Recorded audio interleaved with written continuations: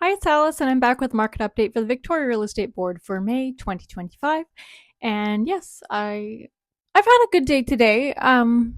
My bees outside. I just looked out the window before I started recording, and they're hanging off the front of the hive. It's called bearding, but they're like 20 bees deep, and they're just covering the hive. So I get to go investigate that. And I went for my walk up Bear Mountain. I walk up there every day, and I found a poor abandoned little cat that was all emaciated, and she was gorgeous. She was just like a rag doll, just gorgeous.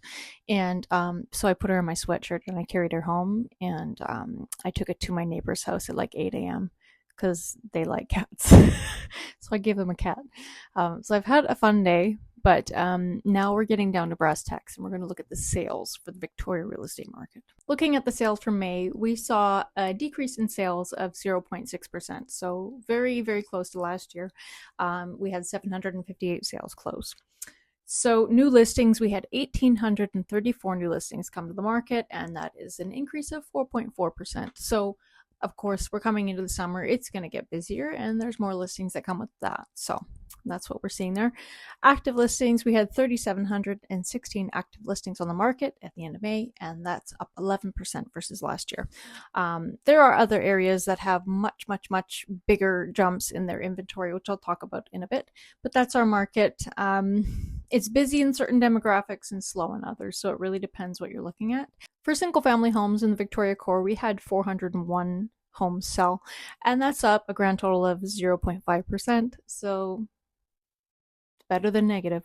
The average price is 1.311 million, and that is, I gotta look at my notes for that, down 1.9% year over year, and down 6% versus last month, which is kind of surprising because typically the prices climb a little bit. So maybe a little slowdown there. And for the average, no, not average, for the benchmark, we had $1.326 million as our benchmark home price, and that is up 1.3% versus last year. So not a lot of change there. Condos have seen a little bit more downward pressure, I suppose. So let's look at condos. For condos, we had a decrease in sales of 6% versus last year. More on this in a minute. The benchmark price for condos in the Victoria Core was $564,000, and that is down 0.9% year over year. So not a huge drop in the prices, but it all kind of adds up because it's been dropping over time. The average is $603,000, and that's down 1.7%. So condos are the one thing that's kind of struggling right now. You're probably seeing if you watch TikTok or YouTube, you're seeing Toronto dog crate condos that are struggling right now. Even in Vancouver, I had a client send it to me, a developer that did 25% off units in a new build, which is, I don't think I've ever seen it actually, so it's a little surprising. I did read some comments that the building was maybe not well built, but I don't know.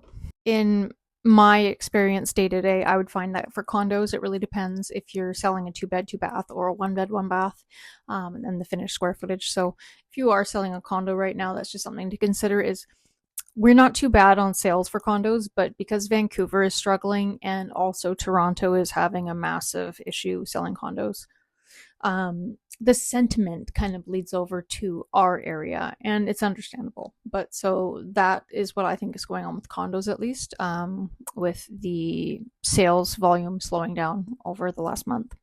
So yeah, it's not fun for condos, but they're kind of the first to be hit because there's probably a lot less buyers that are willing to pay, $500,000 for a small little unit. So it is what it is. I have seen some pretty scary TikTok videos of realtors in Toronto that are showing the mountains of lock boxes that are sitting outside of some condo buildings, and it's kind of frightening to see that for sure. And I've never come across a building where there's been like 100 lock boxes, but that's what's happening there. It's not happening here so much. You really only see that with a brand new build where people are selling off units that they bought mainly to speculate. And so it's not here, but if I can find a footage of it, I'll put it here because it's crazy. This is the reality of showing condos in our current market. Absolutely insane. Took me about 15 minutes after having to call the agents to figure out which lock boxes were theirs. Absolutely insane. And of course, this morning, Bank of Canada did their rate announcement, and they have left the key interest rate the same. So no change. I think it's at 2.75. Yeah, 2.75%. And Tiff Macklem basically said that despite the headwinds from the trade war, the economy is still looking resilient. Although I did see a lot of commentary in a lot of news articles where people think that there's policy error in that choice and that the economy is much weaker than he is estimating. And I would tend to agree with them. I don't know personally anybody who's really thriving right now. I know people are making lateral moves, but I don't see anybody booming with overflow right now. So yeah, that'll be interesting to see. Maybe they'll cut it next time around. I'm not sure, but for now it's the same. So while our sales are only down 0.6%, Vancouver, on the other hand, is quite different from us. They seem to be experiencing much more of a slowdown, and it looked like for May their sales had dropped 18% versus last year, I want to say. And I have to look at my notes here. Uh, that amount of sales was 30.5% below their 10-year average. So quite bad on the sales front for Vancouver. Again, I don't think they're quite as bad as Toronto, but what I did hear from some buyers who were buying in Vancouver and they're selling here is that every property they looked at was from a distressed seller who, through their agent and because agents talk, basically they were selling because they could not renew. So they had pandemic interest rates, and when they had to come to face the interest rates of today, they could not requalify to keep their property. So they found quite a few properties like that in Vancouver. And for Toronto, God help them, their inventory was up about 41% versus last year. 41%. Not 14, 41.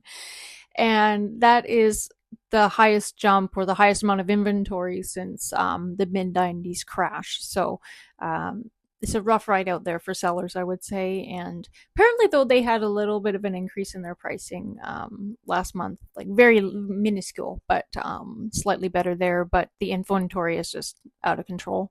And again, you're probably seeing, like, if you watch, what's his name? Ron, the mortgage guy. He talks about the dog crate condos a lot and how bad it is. So again, it's I think a big amount is coming from that, but even the single family homes are seeing prices below $1 million, which I think is great, but it's hard for people who own those properties. So, and across Canada, we have basically declines across the board. For sales, for example, they're down 7.5%, and for sales prices, they're down 3.9%, I believe.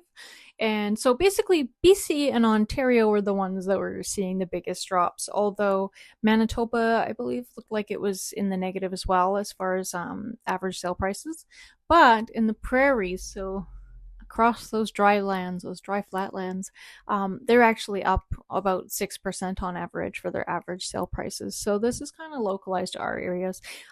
Also, Quebec was up 8% in their sales price as well. So not everywhere is suffering, but definitely where we are, Ontario, Toronto, yeah. But c'est la vie. So if you are in this market and you're looking to buy, my advice, though, will always be the same advice from now until forever, is buy for the long term. Buy what you can afford, what is below your max budget, and be reasonable. And for the love of God, don't buy and sell after 2 years. I've seen it too many times, even within my family, and it's always a loss, almost always. So that's my goal for most of my clients is I try and push people into things that they can age into, that they can stay in for 10 to 15 years. It's not good for my bottom line because my clients don't come looking to sell in 2 years, but I'm happy to see people put down roots and stay put and actually grow their investment. So if you are looking to buy, just do it for the long term. It's not a market for people looking to speculate on prices right now. Yeah. And if you are selling in this market, my biggest advice to you would be pivot your price as soon as you need to. So if you're not getting showings at a certain price point, do stay on top of it because it is not going to improve the longer that you sit. It's just my personal experience on that. And so I do know there's a lot of sellers that when I look at comps, they're actually selling at a loss So if you looked at what they bought their house for in 2021 or their condo for in 2021 and they're selling now, you can see that they're actually losing money. So I know it's easier said than done when there's loss involved. But yeah, that's the one thing. If you're not getting any showings, you don't want to be sitting through mid-August when everybody's out camping. So, because it tends to slow down. So, yeah, stay on top of your pricing and don't take the pressure off until you get it sold. That's my advice. Anyways, that's it for me and the stats for May.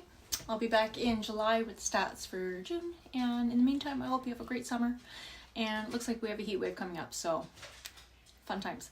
And this, I forgot to mention last time, is baby Motley. This is my dog Aries' little brother. And yeah, we got him off Kijiji for free. And he's a rescue. And as far as we know, he's a long-haired Chihuahua mixed with a Pomeranian. But he kind of is like fox shape. He's very long and lanky, but he's a very shy boy. So, yes, he says hi. He says, I can barely say hi, I'm so shy. I know. Watch.